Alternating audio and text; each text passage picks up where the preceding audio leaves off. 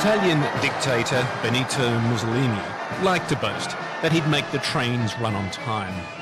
60 years on, El Duce's obsession with transport efficiency has gone down the same track as his dreams of a fascist empire.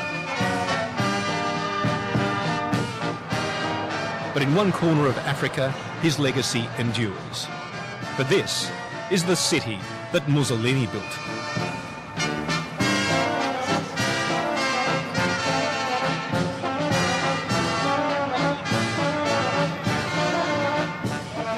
Asmara, capital of Eritrea, is heralded as Africa's best-kept architectural secret.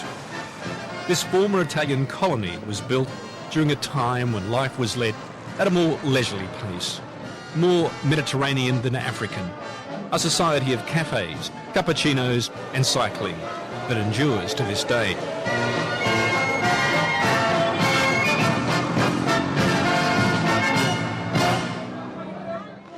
Yes, that's one thing very special about the Asmarino, the people of Asmara. They love their city. They think it is very, very unique.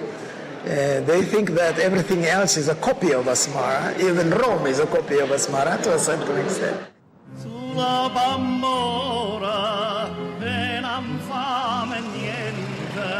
In just 6 short years, from 1935, the Italians transformed a colonial backwater into this extraordinary city of modernist and Art Deco buildings.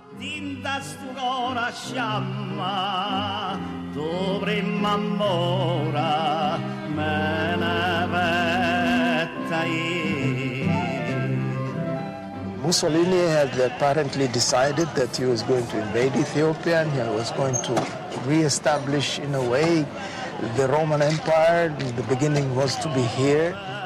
Retired architect Nagzi Gebramedin is now tasked with saving this architectural treasure, but he hopes one day will be declared a World Heritage Site.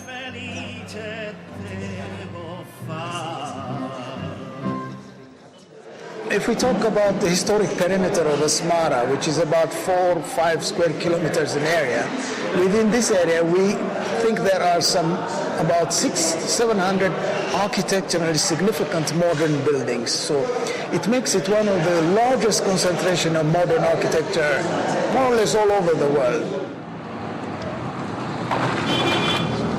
Equally remarkable is the fact that Asmara remains largely untouched by decades of war that's ravaged the rest of this country.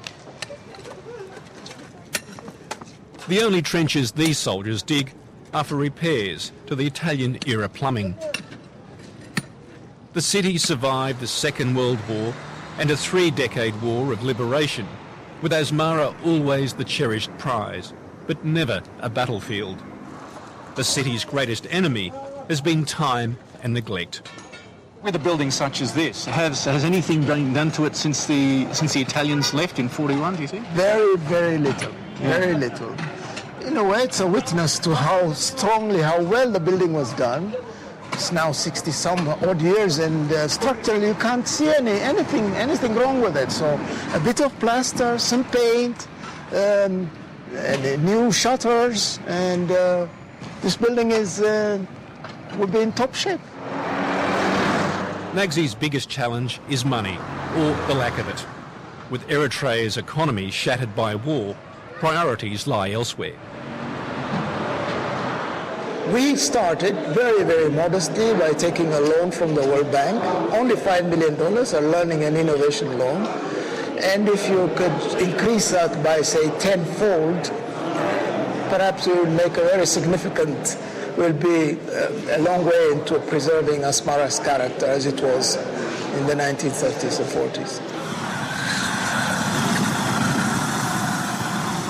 Restoration has already begun on the city's most famous landmark, the Fiat Talierro Garage, a winged tribute to Italian futurism of the 1930s.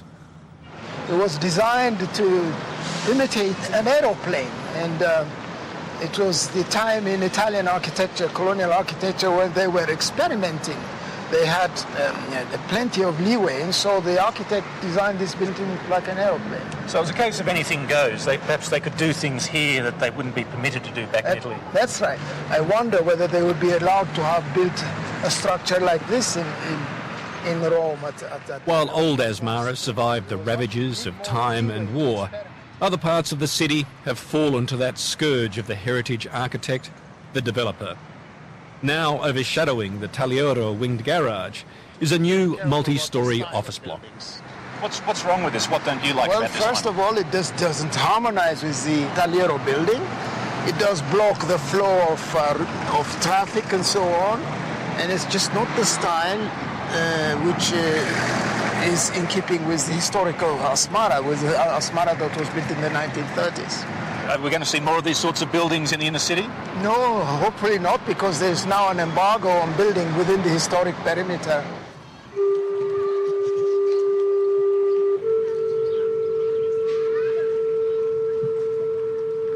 But not all the Italian legacy is so aesthetically pleasing. Eritreans were invisible to Mussolini's grand vision, regarded as little more than a native workforce to be exploited.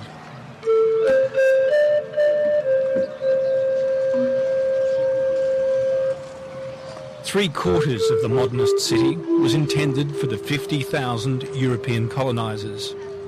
Asmara's 100,000 Eritreans were packed into this ghetto.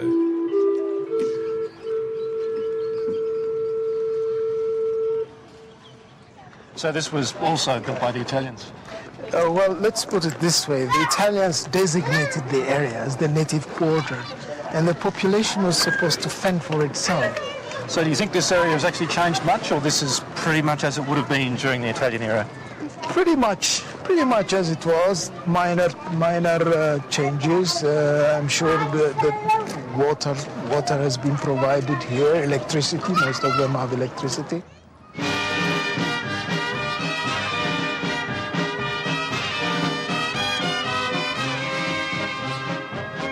Eritreans have resisted the urge, so common across Africa, to destroy the colonial past. But it's more than just nostalgia. There's a hard-headed realisation that Eritrea, with its economy in ruins, may need the past to help fund the future. Cultural assets like this will be behind the success of tourism. So it's a very, very important and unique and very important cultural asset. And if Dagze Gebremedin has got anything to do with it, Africa's best-kept secret will be a secret no more.